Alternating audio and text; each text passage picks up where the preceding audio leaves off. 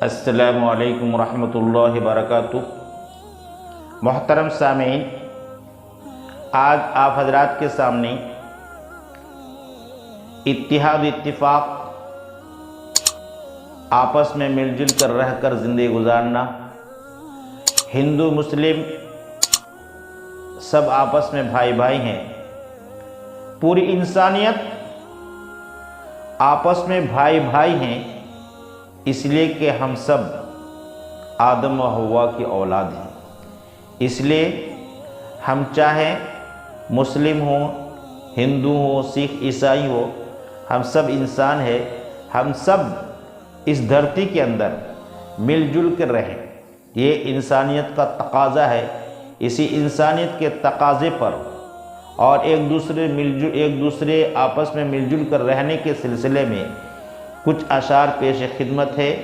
اللہ تبارک تعالی ہمیں اور آپ کو ان کہے ہوئے اشعار کے معنی مطلب سمجھ کر، انسانیت کے تقاضے سمجھ کر زندگی گزارنے کی توفیق عطا فرمائے، آپس میں لڑنے جھگڑنے سے بچنے کی توفیق عطا فرمائے۔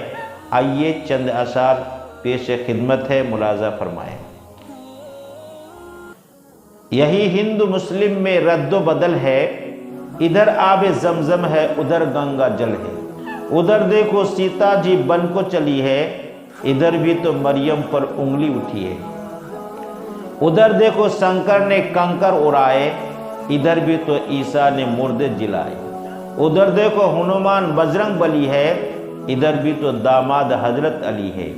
ادھر دیکھو ماتھورا میں ہے مرلی والا، ادھر بھی تو مکہ میں ہے کملی والا۔ ارے سب کا خون لال ہوتا ہے، پھر کہا ہندو مسلم کا سوال ہوتا ہے۔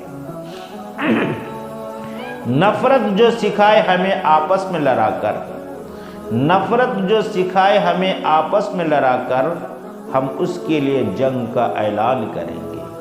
ہم امن کے طالب ہیں، نفرت کو مٹائیں گے، ہم امن کے طالب ہیں، نفرت کو مٹائیں گے، دنیا کو اخوت کا پیغام سنائیں گے۔ میرے محترم، دنیا کے اندر جتنے مذہب ہے، جتنے دھرم ہے، ہر ایک کا پیغام، ہر ایک کی نصیحت اور ہر ایک کے اپدیش ہے کہ آپس میں مل جل کر رہو، مذہب کے نام پر مت لڑو۔ مل جل کر رہنا یہ انسانیت کا تقاضا ہے۔ اس لیے شاعر نے فرمایا ہے، آشتی دل بستگی آپس کی بھائی چارگی، آشتی دل بستگی آپس کی بھائی چارگی، دل نوازی دوستی ہر دھرم کا پیغام ہے۔ پیر و پیغمبر کا اوتاروں کا کہنا ہے یہی، پیر و پیغمبر کا اوتاروں کا کہنا ہے یہی کہ نام مذہب کے نام پر لڑنا بزدلوں کا کام ہے۔ ہم ایک دوسرے کا سمان کریں گے، ہم ایک دوسرے کا سمان کریں گے، جھگڑا نہ کبھی ہندو مسلمان کریں گے۔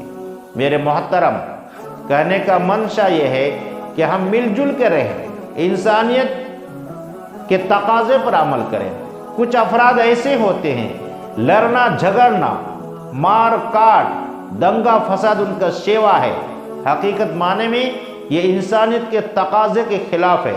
اگر انسان کے اندر یہ صفت ہو، ایک دوسرے کو تکلیف پہنچانا، طاقتور کمزوروں پر ظلم کرنا اور ایک دوسرے کے مال کو ناحق دبا لینا، اس پر ظلم کرنا، اس طرح کے اگر کردار ہو، ایسے افراد کے بارے میں شاعر کہتا ہے کہ ایسے افراد کو دنیا میں رہنے کا حق نہیں ہے۔